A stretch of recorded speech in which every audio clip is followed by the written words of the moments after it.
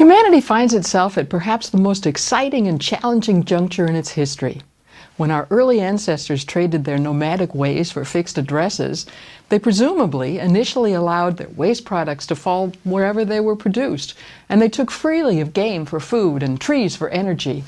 Later, they realized they needed to manage how they used these natural resources because they were getting sick from drinking polluted water that was polluted by their own waste, and the local food and energy sources were rapidly being depleted. As the global population grew, it became obvious that management of resources at the regional level was also necessary, as the quality of our air and the water around any given region is influenced by the actions in neighboring regions. Climate and other impacts of human activity that can be seen at the planetary level have now made us realize that there's a need to manage our use of resources at the global level. A catalyst for moving into this phase in human history may well have been the pictures of Earth from space sent back to Earth by Apollo astronauts in the 1970s. I know you've all seen this picture because it is one of, or maybe even the picture that has been most downloaded from the internet. Despite its age, this photo continues to fascinate us, and there are two things about it that are so obvious I can guarantee you have never really stopped to contemplate them. Firstly, it shows clearly that our ancestors were wrong to call this planet Earth. More correct would have been to christen it water or ocean, as the ocean covers over 70% of the Earth's surface. The other salient feature of the Earth that can be seen in the photo is that our planet is not connected in any other way, has no umbilical cord, if you like, to any other body in space.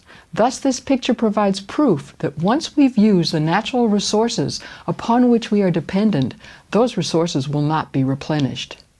The photo also shows us that it is essentially impossible to really get rid of our waste. Plastic in the ocean? Where else would it be when we since the 1950s have known that it is essentially non-degradable and our culture has embraced its one-time use? Climate change? Our society has since the Industrial Revolution relied on combustion of nearly inert solid carbon products, which has resulted in an excess production of carbon-containing greenhouse gas waste, including CO2. As in the case of plastic in the oceans, we mostly don't see this waste, but it is still with us. Despite the fact that we've had this visual evidence since the Apollo space missions that the Earth's resources are not infinite, it wasn't until 2015, when the 193 member countries of the UN adopted the 2030 Agenda for Sustainable Development, that we got a global convention acknowledging our resources are limited.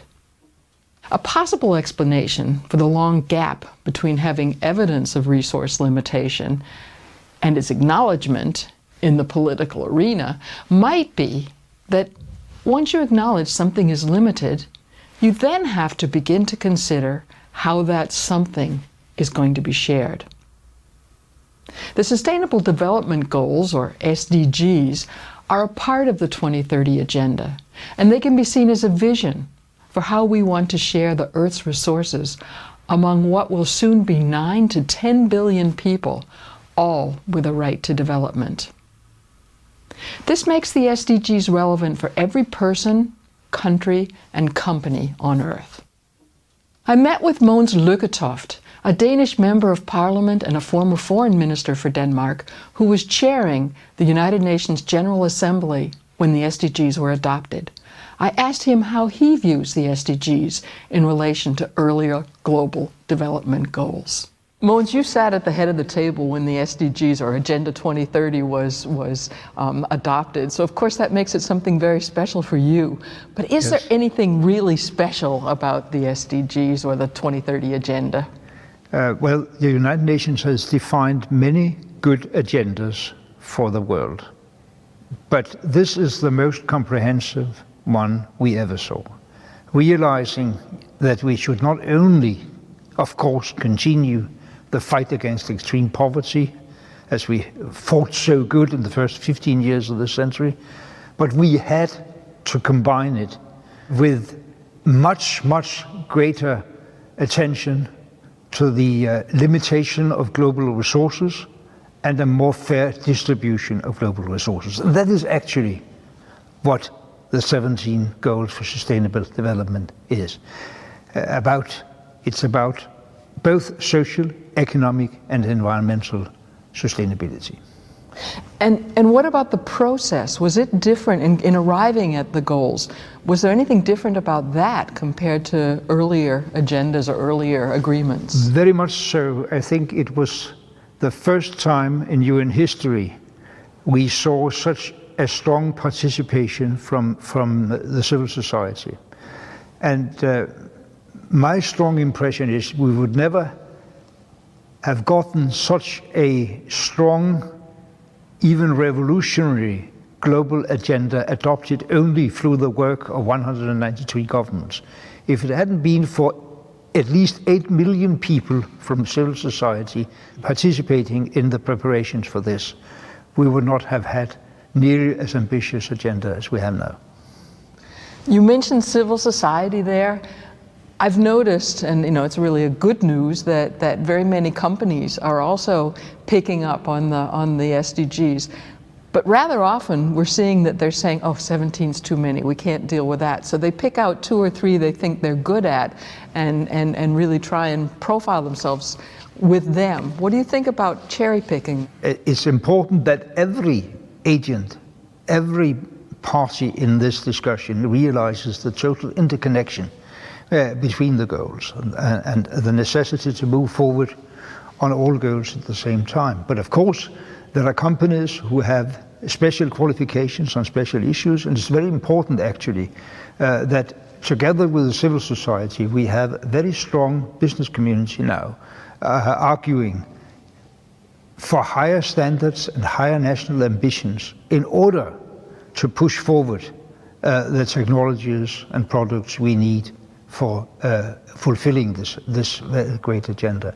I think that what we see now is that in the forefront of this, beside the NGOs, we have the big cities, big states, for instance in the US, and big companies. We need much more attention from national governments still, but it's a good start that we have these strong partners in the business community and the civil society.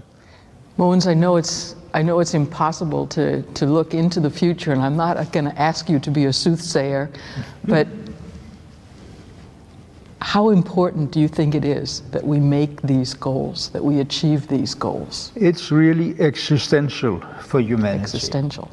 It's necessary to realize that Goal 13, climate change, is the most urgent one, because without really changing the development on climate, without really limiting the global warming, we will not be able to mobilize the resources for all the rest of this very great agenda, because that global warming will create huge forced migration, new conflicts, a lot of resources being sucked away from the totality of this agenda. That's why it's so urgent to act on climate.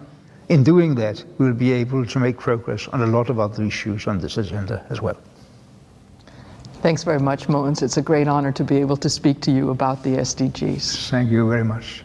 The UN Agenda 2030, with its SDGs, is built up upon, but further develops, the understanding of global sustainable development, which was introduced by the World Commission on Environment and Development, established by the UN General Secretary and led by the former Norwegian Prime Minister Gro Harlem Brundtland. The Commission's report came in 1987 and is published as a book with the title Our Common Future. Popularly, however, it is usually called the Brundtland Report. The Brundtland Report made 2 very important points. Firstly, it emphasized the importance of intergenerational equity. In other words, the report argued that we must not, through our resource use today, lower potential living standards of future generations. Secondly, the Brundtland Report argued that sustainable development must include, in addition to consideration of economic sustainability, also environmental and social sustainability. At the time of the Brundtland Report, however, it was not really possible to define what was meant by environmental and social sustainability. The past 30 years has brought us much closer to an understanding of these two sustainability components, and they've been specified in many of the Sustainable Development Goals. In essence, environmental sustainability requires that the human demand for resources is brought to and maintained within the global supply of these resources. And social sustainability demands that certain basal human rights are respected. I recommend that you go to the UN SDG website and familiarize yourself with the 17 goals. Associated with each goal, you will find relevant facts and a number of sub-goals or targets. Please take some time to study them before the next lecture.